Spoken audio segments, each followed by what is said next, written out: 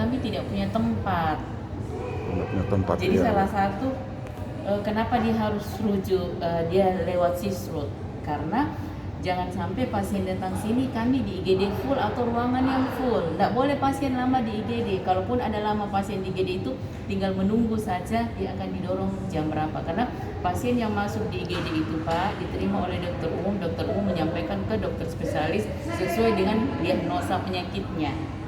Sisrut itu apa nak pengertiannya? Sistem rujukannya itu Pak. Oh sisrut, Iya. ya sistem rujukannya sisrut. Iya, Iya, jadi iya. dia dirujuk dari rumah sakit satu ke rumah sakit lain harus itu lewat online itu. Ya. Tidak boleh dia datang tiba-tiba begitu saja, kecuali dia pasien emergensi. Kalau pasien emergensi ya pastilah tidak pakai sisrut. Ya, Tapi yang emergensi itu kan bukan dari rumah sakit, pasti Ya. dari rumah ke rumah atau dari rumah atau kecelakaan atau di mana saja toh. Ya, ya, Tapi ya. kalau yang statusnya dia dirawat inap di rumah sakit, dia pasti harus dirujuk lewat sisrut supaya kami di sini siap menerimanya. Oh iya boleh datang jam ini karena dokternya sudah ada. Tapi yang akan terima itu pertama kali di IGD itu dokter umum dulu. Dokter umum nanti yang menyampaikan ke dokter sesuai dengan diagnosa penyakit apa. Iya, iya. Kalau dia penyakit dalam, diteleponlah dokter penyakit dalam yang tugas pada hari itu. Karena kan kami juga di sini ada apa piket. Piket, iya, iya. Ada piket. Jadi dia akan ditelepon dokter penyakit dalam, dok ini ada pasien gini. Dia cerita nih tentang tadi itu yang disisrut apa gitu kan. Berarti sudah ada memang dari sana secara Iya, online Bu ya penyampaian iya. antara salah satu rumah sakit ke sini. Iya. Oh sudah ada ya. Jadi sekarang sudah enak sebenarnya Pak. Ah ya betul. Kemudian gini Bu, saya mau tanyakan lagi ya. Pasien mungkin pasien sendiri mungkin tidak pernah disampaikan bahwa dia ini penyakit, pasien ini keluarganya ini mungkin tidak pernah disampaikan bahwa ini keluargamu ini penyakit COVID. Enggak. Ya. Ada dalam sistem rujukan tadi mungkin sudah ada kalau memang dia ada COVID pasti ada penyampaian Bu ya. Yang begini Pak, Iya. kalau pasien itu diisolasi di COVID, pasti kita sudah tahu bahwa dia COVID. Karena rapidnya itu pertama kali pasien datang dari mana saja, walaupun dia datang sendiri, misalnya dia datang sendiri berobat, dia tidak tahu positif negatif, dia tidak tahu. Tapi dia merasa tidak nyaman kan ada ditanya-tanya kenapa, terus kan dia dirapid. Ya. Rapid itu menyatakan bahwa dia positif negatif. Ketika dia positif, terus hasil rapidnya dia positif itu, kalau dia memang sakit pasti langsung disuruh swab. Tapi swab itu menunggu.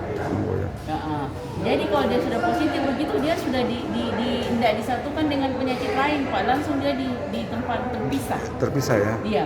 Jadi tergantung dia tingkat penyakitnya tentang COVID itu dia masuk kategori mana.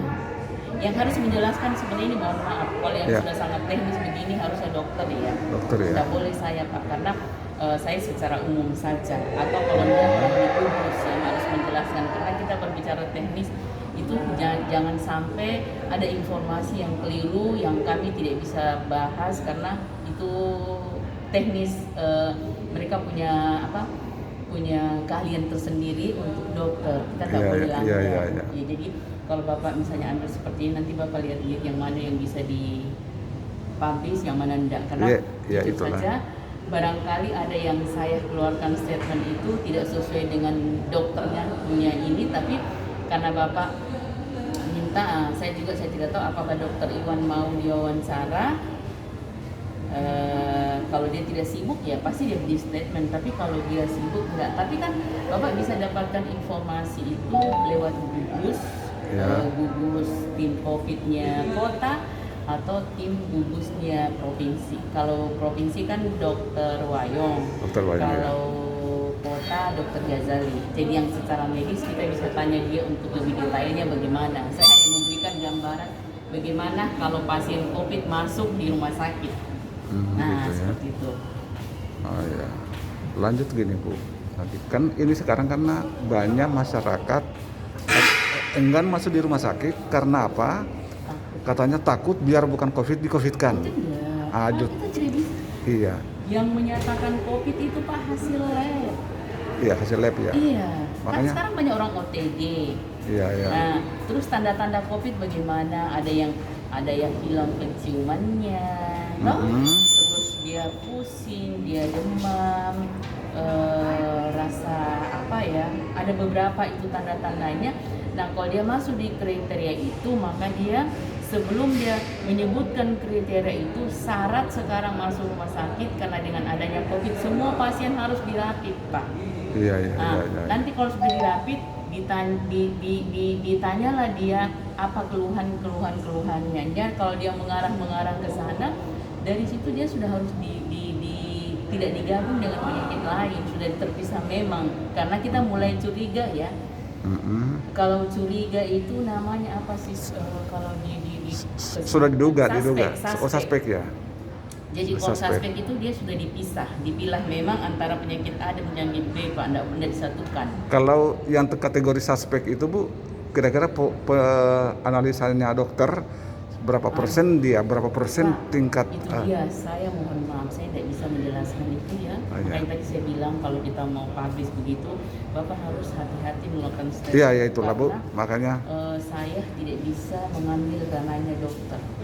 Iya. Saya pasti kalau saya mengucapkan sedikit saja kekeliruan, saya pasti protes habis-habisan. Nanti Iya. teman-teman dokter itu bukan ranahnya, kan tidak enak. Jadi kalau saya sebelum apa yang kita wawancara ini, mohon maaf Bapak nanti usahakan ketemu dokter Al-Ghazali atau dokter Wayong. Oh, Pak Ghazali bisa ya Bu? Iya. Kita ketemu, kita tanya nih Pak, ciri-cirinya, dia apalagi namanya gejala-gejala awal COVID itu bagaimana, terus bagaimana dengan pasien yang begini-begini, supaya dia lebih enak menjelaskan karena dia yang tahu, dia kan dokter. Saya tidak boleh memberi penjelasan kepada siapapun juga yang bukan ranahnya saya, yang mengenai teknis tentang diagnosa penyakit itu saya tidak berhak. Kalaupun saya agak cerita sedikit yang setahu saya saja, tapi kalau saya Bapak nanti memuat itu konfirmasi balik sama dokter, Bapak bisa tahu oh ternyata ini itu loh Pak. Nah, satu lagi mungkin Bu, kalau pasien bisa enggak pasien nanti ditentukan nanti setelah meninggal bahwa dia COVID atau tidak, atau masih dalam proses perawatan?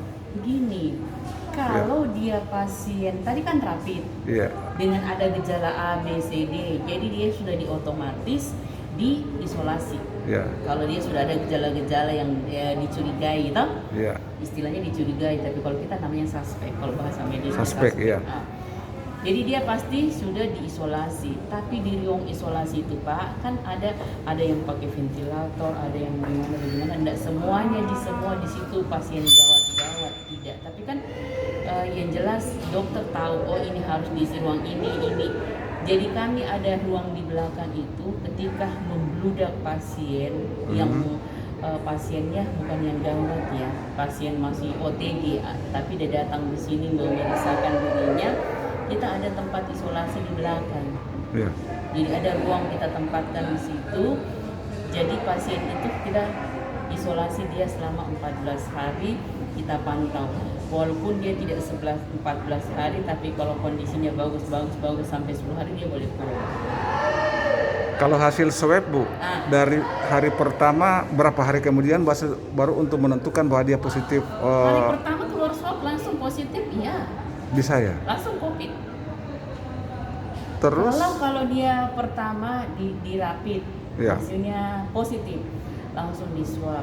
Hasil swab juga menunjukkan positif, berarti dia sudah positif itu Pak.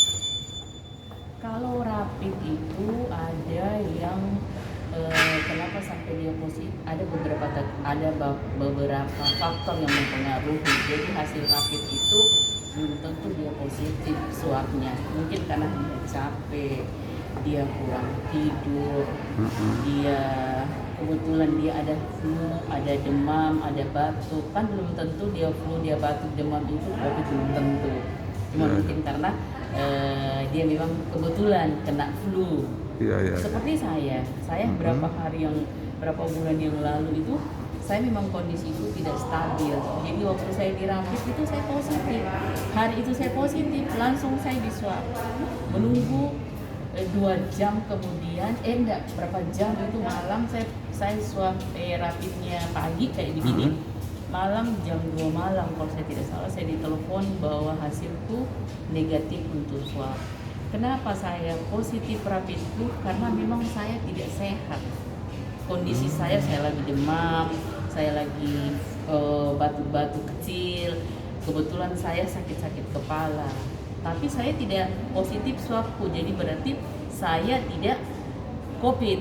Tapi saya harus menjaga, saya harus istirahat, Pak. Karena kalau dibiarkan saya bergabung terus dengan orang-orang, bisa-bisa saya kena dengan orang OTG yang tidak saya tahu. Saya tahu, ya. Jadi kenapa kita dilarang kumpul-kumpul sebenarnya, Pak? Jangan sampai kalau Bapak capek, Bapak tidak kebetulan Bapak tidak terlalu sehat, ketemu orang OTG bisa Bapak kena. Gitu. Makanya kita dilarang kumpul-kumpul, selalu pakai masker, selalu cuci tangan. Itu sebenarnya. Nah, saya sudah alami sendiri. Iya, Jadi saya waktu itu langsung saya harus istirahat. Istirahatku 14 hari. Rapid pertama saya negatif, tapi rapid kedua saya positif. Karena memang dari rapid pertama saya sudah mulai tidak nyaman. Tetapi berjalannya waktu ternyata rapid keduaku dia positif, tapi saya swab negatif. Itu bisa. Yang kita khawatirkan rapid tak negatif, rapid tak positif, swab tak positif, itu COVID. Dan begitu. jangan kita pergi rapid, Pak, kalau kita dalam kondisi capek, kurang tidur, lelah, jangan, karena pasti positif. Banyak faktor yang mempengaruhi kita rapid positif, bisa. Saya sudah alami. Iya, Ibu. Kemudian Bu, terakhir ini, sekarang kan banyak pasien nanti pada saat kadang sudah meninggal baru terbit hasil rapid bahwa dia negatif. Nah ini bagaimana ini? Bukan. Iya. Kan yang periksa di sini kan alat, Pak. Iya. Jadi kita juga tidak bisa karena alat kita di sini satu. Saya tidak tahu apakah sudah ada alatku yang baru, tapi pernah rusak. Itu alatnya laboratorium kesehatan kami dipinjamkan oleh provinsi untuk antisipasi untuk memeriksa pasien-pasien yang masuk ke sini. Jadi sekarang kami berusaha untuk membeli alat itu. Saya cuma tidak tahu sudah ada atau belum ya. Tapi kan di situ banyak antrian. Iya. Jadi diatur di situ. Jadi biasanya pasien masuk itu atau dia sudah meninggal baru keluar hasilnya, bisa saja terjadi. Karena tadi biasa juga, Pak, sudah diperiksa tapi alat bermasalah ya berhenti dulu, nanti diperiksa lagi. Iya. Jadi bukan Bapak diperiksa saja, kalau lagi bagus mesin ya langsung keluar hasil. Tapi kalau kebetulan mesin tidak bagus, dia lagi error atau lagi apa ya sudah.